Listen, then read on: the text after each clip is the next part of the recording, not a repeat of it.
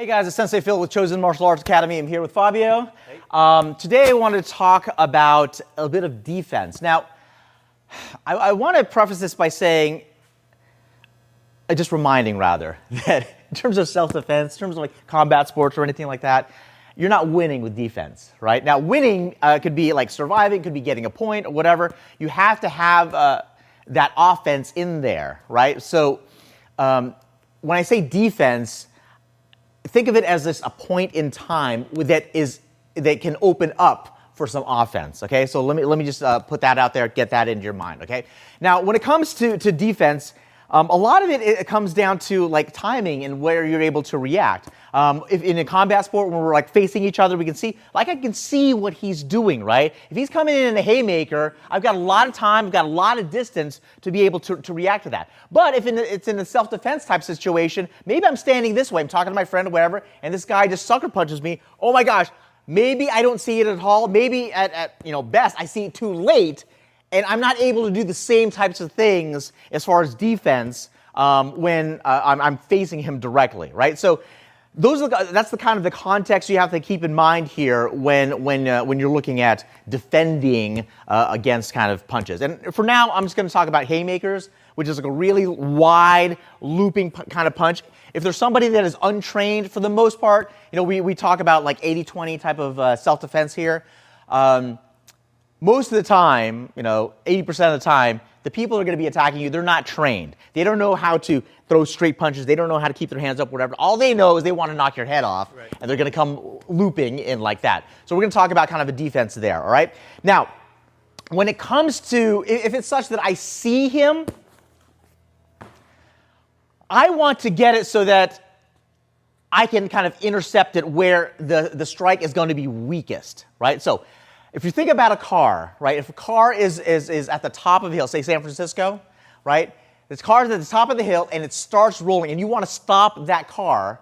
You want to try to stop it when it's at the top of the hill or when it's at the bottom of the hill where you are. You want to stop it at the top, right? Because there's less momentum in there. So if I can see that it's coming, I want to come in and intercept this as much as possible. This is where, in at least Krav Maga, how we teach it, this is what we call the 360 blocks, right? It's anywhere around here in this circle around me, and I want to go out, so throw that punch, go out and intercept that. Now, maybe it's one arm, maybe it's both, maybe I dive in here, but the point is, I see it early enough, there's some signs in there that maybe, we're standing, we're talking to each other, and then, something's coming, right? I don't know, maybe like consciously that something's coming. I wouldn't be able to put write it down. Oh, this is the check mark here, this is check mark. But I can see he goes back, oh, something's coming. He's winding up. And then, okay, now I see I've got to do something and then I can come in here. So this is where if I can recognize something, it's a little bit early, I can come in and block that out here. And then after, whatever happens afterwards is going to happen, right? So again, this is a point in time where I can defend against this because I saw it early, and then elbows and other combatives, taking them down, whatever is going to happen afterwards, okay?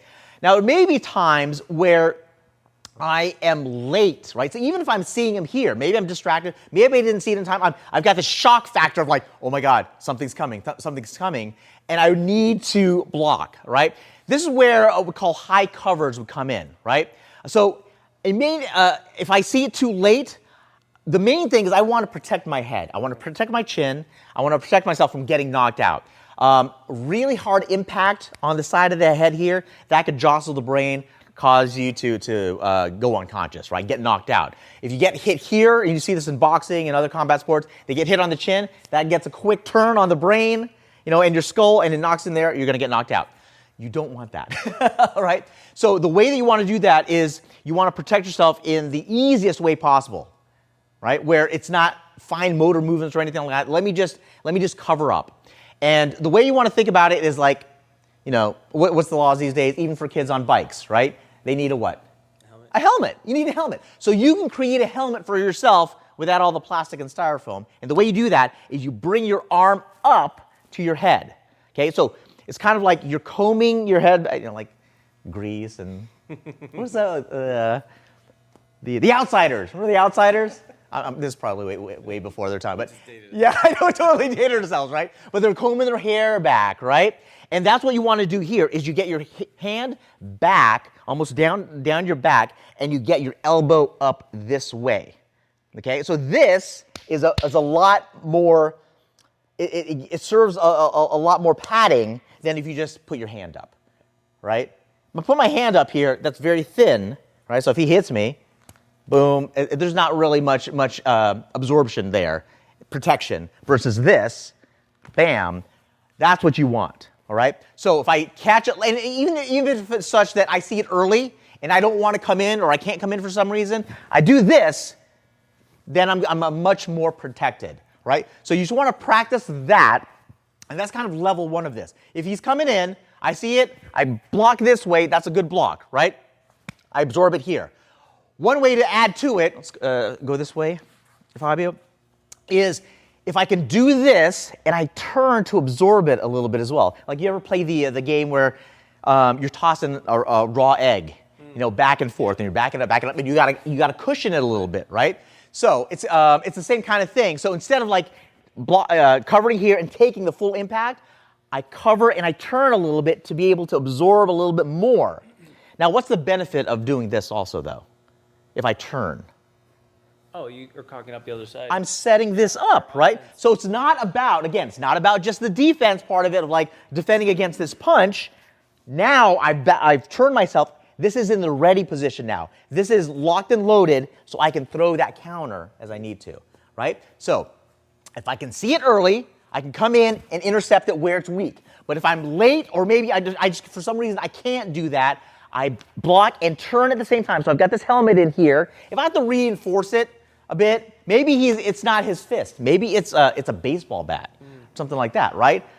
Look, chances are, if it's a baseball bat, something like that, yeah, up top, but even like on the side this way, is there a good chance that I'm gonna break something on my arms or whatever? Yes. Yeah. But would you rather you break your arm or you break your head? All right? So you're gonna take some damage, right? But if you can do this, cover up, and absorb it a little bit, you're going to be able to take a bit more with less damage to you. And then the side benefit of this is momentary defense so that you can get your offense in there, right? If you need to. Or if it's just such that here, just boom, maybe that's all it takes, give a push and get out of the way, right? That's always an option there, right? But I don't want you to think, I'm going to stay there and this is I'm in defense mode right now. There's no such thing as defense mode. You don't stay in that for any length of time. Just do it momentarily. If you can get in early, that's great. If not, here, absorb it, throw a strike if you need to, and then get out of there, right? So that's it for the high coverage. You want to do that not only on the lead side over here, but again, there may be times you don't, most of the time, all the time, you don't dictate when and how things are going to happen to you. So you want to get it on the other side as well. So I did it on this side here, I do it on this side, right? So you get familiarity with doing it this way. Now here, you notice I don't really practice this much. Can you tell? Because I only had my arm up here, right? But the more I get up here, the more practice I have, then it's going to become second nature to me. I won't have to think about it at all right? Anyway, that's it for the high covers. Practice that. This is Sensei Phil, Chosen Martial Arts. Talk to you next time.